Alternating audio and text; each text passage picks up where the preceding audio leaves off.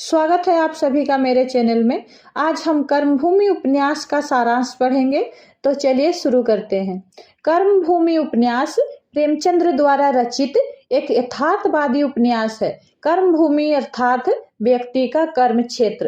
कर्मभूमि उपन्यास में लेखक ने शीर्षक के माध्यम से पाठकों को कर्म योग का संदेश दिया है। उपन्यास में धनी से धनी व्यक्ति अपना सुख त्याग कर औरों के हित के लिए कर्म क्षेत्र में उतर आते हैं। पहला अमरकांत, जो कि उपन्यास का नायक है। सुखदा वो नायिका है। नैना, जो कि अमरकांत की बहन है। रेणुका देवी सुखदा की माँ है। मुन्नी, गांव की लड़की जिसके साथ बलात्कार हुआ था। सलीम, अमरकांत का दोस्त है। सकीना, पठानिन की पोती। काले खां, चोरी का सामान बेचने वाला। प्रोफेसर शांति कुमार, अमरकांत के गुरु। इसके अलावा भी उपन्यास में अनेक पात्र हैं जो प्रसंगवश आए हैं, जिसके माध्यम से कथानक को चरण बिंदु तक पहुंचाया गया है, जैसे सेठ धनीराम, चौधरी गुदर, पठानिन, मिस्टर घोष इत्यादि कई पात्र हैं। कर्मभूमि उपन्यास का प्रारंभ अमरकांत के स्कूल की फीस ना भर पाने की विवशता से प्रारंभ होती है। सलीम उसका मित्र जो उसकी फीस देता है। फीस ना भर पाने की वजह से अमरकांत और उसके पिता समरकांत के बीच मनमुटाव बना रहता है। लाला समरकांत काशी के बहुत बड़े व्यापारी थे। उनके पिता केवल एक झोपड़ी छोड़कर मरे थे, मगर समरकांत ने अपने बाहुबल से लाखों की संपत्ति जमा कर ली थी। पहले उनकी एक छोटी सी हल्दी की आड़त थी, यानी बिजनेस था। हल्दी से गुड़ और चावल की बारी आई। 3 बरस तक लगातार उनके व्यापार का क्षेत्र बढ़ता गया। अब आड़तें बंद कर दी, केवल लेन देन करते थे। उनके 2 पत्नी थे। प्रथम पत्नी का पुत्र अमरकांत और द्वितीय पत्नी की पुत्री नैना। पिता कंजूस थे, पर पुत्र ठीक उसका विपरीत था। अतः दोनों के विचारों में काफी अंतर था, पर उन्हें जोड़ने का काम नैना करती थी। अमरकांत की सौतेली बहन है, पर सकल सूरत में अमरकांत की तरह दिखती है और उन दोनों में अपार स्नेह था। पिता के कंजूस होने के कारण अमरकांत का समय दुख में चलता था। वह छात्र था, पर उसका शरीर दुर्बल था। समरकांत की अवस्था 19 वर्ष से कम न थी, पर देह और बुद्धि को देखते हुए अभी किशोरावस्था में ही था। देह का दुर्बल, बुद्धि का मंद। पौधे को कभी मुक्त प्रकाश न मिला। कैसे बढ़ता, कैसे फैलता। बढ़ने और फैलने के दिन कुसंगति और संयम से निकल गए। इसी अवस्था में विधवा रेणुका की पुत्री सुखदा के साथ उसका विवाह कर दिया गया। सुखदा की मां के पास प्रचुर संपत्ति थी, इसलिए वह बड़े ही लाड प्यार में पली थी। विवाह होने पर भी अमरकांत सुखी नहीं था। वास्तव में अमरकांत और सुखदा के बीच संपर्क रेत और पानी का था। दोनों मिलकर भी पृथक हो जाते थे। अमरकांत विद्यार्थी था, विद्यालय को जाता था, हाई स्कूल में पढ़ता था, पर विद्यालय में फीस, चंदे आदि नहीं दे सकता था। कभी कभी विद्यालय में उन्हें लज्जित होना पड़ता था, इसलिए वह पिताजी से घृणा करता था। हाई स्कूल की परीक्षा प्रथम श्रेणी में उत्तीर्ण होने के बाद वह कुछ काम करने लगा, जिससे उसे कुछ पैसे मिले। वह किसी की दया पर जीना नहीं चाहता था। इस बीच अपनी विधवा सास से उसे पर्याप्त धन और असीम स्नेह मिला।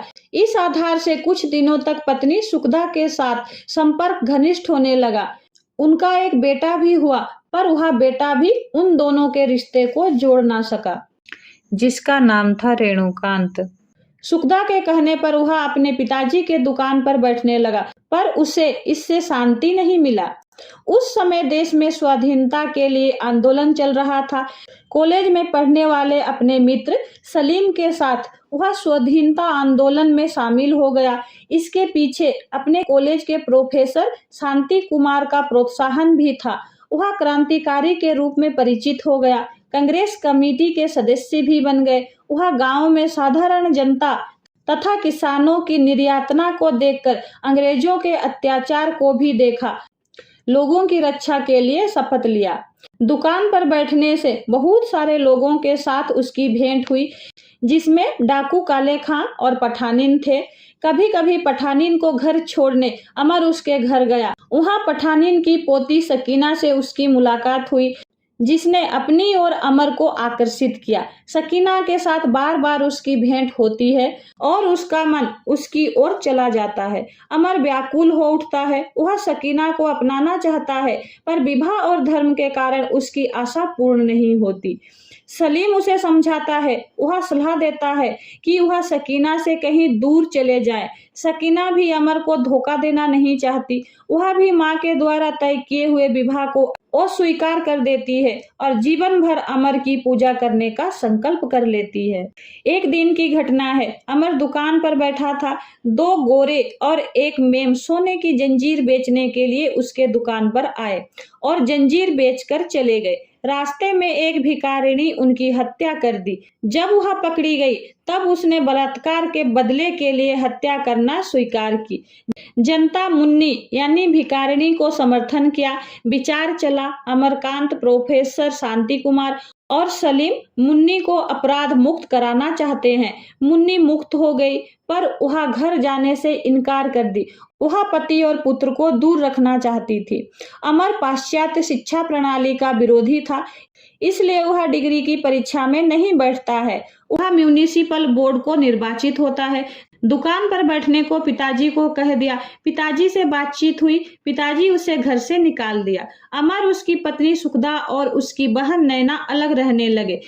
जीविका के लिए अमर खादी का वस्त्र गली गली में बेचने लगा। सुखदा भी एक बालिका विद्यालय में नौकरी कर ली। दिन चलती जा रही थी। इस बीच समरकांत बीमार पड़ गया। सुखदा और नैना की सेवा में वह स्वस्थ हो गए, पर अमर पिताजी को देखने नहीं गए। उसका मन सकीना के पास था। जब पठानिन अमर को संदेह करने लगती है, तब वह काशी छोड़ने के लिए तैयार हो जाता है। वह हरिद्वार चला जाता है। वहाँ एक पहाड़ी गांव में पहुंचता है। एक वृद्धा चमार के घर रहता है। उस गांव के बच्चों को पढ़ाने लगता है। उसकी शिक्षा से सारे गांव प्रभावित हुए। सारे गांव में एक नया जीवन का प्रारंभ हो गया। ऐसा कि अमर के प्रभाव से चमारों ने मांस खाना और शराब पीना छोड़ दिया। उधर अमरकांत के चले जाने पर समरकांत यह सोचता है कि निर्धनता उसकी आंखें खोल देगी। वह धर्म कर्म में पैसा खर्च करना शुरू कर देते हैं। ठाकुर द्वार में राम कथा होने लगती है। कृष्ण की वाणी सबको आकृष्ट करती है। राम कथा सुनने के लिए सभी व्याकुल हो उठते हैं। सबके बीच हरिजनों को मंदिर में प्रवेश का अधिकार नहीं मिलता है, अतः संघर्ष शुरू हो जाता है। प्रोफेसर शांति कुमार, नैना और सुखदा हरिजनों का पक्ष लेते हैं। पुलिस गोली चलाती है। कुछ घायल होते हैं और कुछ मर जाते हैं। जब पुलिस की गोली में शांति कुमार घायल हो जाते हैं, तब आंदोलन का नेतृत्व सुखदा के हाथ चला जाता है। पुलिस की गोलीबारी बंद हो जाती है। हरिजनों के लिए मंदिर के द्वार खोल दिए जाते हैं। इसके बाद भिखारिणी मुन्नी काशी छोड़कर लखनऊ चली जाती है। ट्रेन में उसकी मुलाकात एक दंपति जोड़े से होती है, जिसका 1 साल का बच्चा था। बालक के मोह में वह उस दंपति जोड़े के साथ हरिद्वार चली जाती है। वहां उसकी सेवा शुश्रूषा में लग जाती है, पर श्रीमती थोड़ी शक्की स्वभाव की थी। उसने मुन्नी पर लाछन लगा दिया और पति को भी उस बहम का जिम्मेदार ठहरा दिया। इतनी खरी खोटी सुनने के बाद मुन्नी वहां से भागना चाहती थी, पर अचानक उसका पति और बच्चा वहां आ जाते हैं। मुन्नी उन्हें वापस लौट जाने को कहती है। इसके बाद मुन्नी के जीवन में एक नया मोड़ आता है। इस घटना के बाद मुन्नी गंगा में कूद पड़ती है। वह चौधरी गुदर सिंह का बड़ा लड़का सुमेर उसे बचा लेता है। धीरे धीरे उसे मुन्नी से प्रेम होने लगता है, पर मुन्नी के विरोध करने पर वह उससे दूर रहने लगता है। एक दिन मुन्नी की तबीयत खराब हो जाती है और वह वैद्य को बुलाने गंगा पार जाता है और गंगा में डूब जाता है। तब से मुन्नी चौधरी की बड़ी बहू के रूप में वहीं रहने लगती है। उधर सुखदा नगर के नेत्री बन जाने पर आंदोलन तीव्र हो जाता है। सुखदा की मां रेणुका देवी ने अपनी सारी संपत्ति आंदोलन के लिए सौंप देती है। उसी संपत्ति से सेवाश्रम प्रतिष्ठित होता है। सेवाश्रम की शाखाएं प्रत्येक मोहल्ले में खोल दी जाती है। इसके माध्यम से छूत अछूत का भेदभाव दूर करना और मादक द्रव्यों का बहिष्कार करना आदि आरंभ हो जाता है। गरीबों को सहायता के लिए सुखदा आंदोलन जारी रखती। गरीबों के लिए मकान बनाने के लिए म्यूनिसिपैलिटी से भूमि की मांग की जाती है। नगर के प्रधान धनीराम उसे विरोध करता है। नगर में हड़ताल होती है। सुखदा गिरफ्तार हो जाती है और वह जेल जाती है। सलीम आईसीएस परीक्षा में उत्तीर्ण होने के बाद उसकी नियुक्ति अमरकांत जिस गांव में रहता था उस गांव में होती है। अमरकांत मित्र सलीम के पास जाता है। वह सलीम से सकीना के बारे में जानना चाहता है। सलीम सकीना से विवाह करने के बारे में अमरकांत को कहता है। अमरकांत अपनी संपत्ति प्रदान करता है। अमरकांत सलीम से नैना नगर के प्रमुख धनीराम के पुत्र मनीराम को विवाह करने की बात और सुखदा से राजनीति में प्रवेश और उसकी जेल जाने की बात जानता है। यह जानकर उसका मन में गर्व होता है। वहाँ किसानों के लिए आंदोलन होती है। निर्धनता और ऋणों के बोझ से वे दबे हुए थे। लगान देना उनके लिए कठिन हो जाता है। लगान की माफी के लिए आंदोलन चला। आंदोलन से सफलता नहीं मिली। केवल रुपये में 4 आने के छूट का आदेश मिला। आंदोलन तीव्र हुआ। सरकार का दमन भी शुरू हुआ। अमरकांत को गिरफ्तार किया गया। उन्हें जेल भेज दिया गया। मुन्नी भी आंदोलन में शामिल होने के बाद उन्हें गिरफ्तार किया गया और जेल भेज दिया गया। सुखदा, अमरकांत और मुन्नी एक ही जेल में रहे। सलीम पहले पहले आंदोलन को विरोध करता था, पर समरकांत के प्रभाव से वह सरकार को जो रिपोर्ट दिए उसे पढ़कर सरकार तटस्थ हो गए और उसे यानी सलीम को नौकरी से हटा दिया। नौकरी से हटने के बाद सलीम आंदोलन में शामिल हो गए। किसानों पर अत्याचार बढ़ा। लाठियां चलती रही, गोली बरसती रही। आंदोलन में समीर को गिरफ्तार किया गया और उन्हें भी लखनऊ के सेंट्रल जेल भेज दिया गया, जहां पहले से सुखदा, अमरकांत और मुन्नी थे। गरीबों का भूमि के लिए म्यूनिसिपैलिटी के विरुद्ध आंदोलन चलता रहा। समरकांत, पठानीन, रेणुका और शांति कुमार एक एक करके आंदोलन का नेतृत्व लिए। आंदोलन के समय ये सब गिरफ्तार हुए और जेल भेज दिए गए।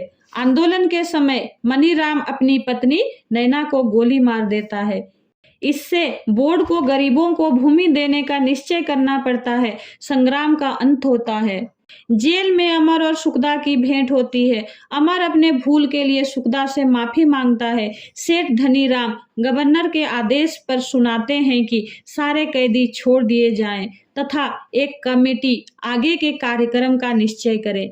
कमेटी में 7 सदस्य रहे।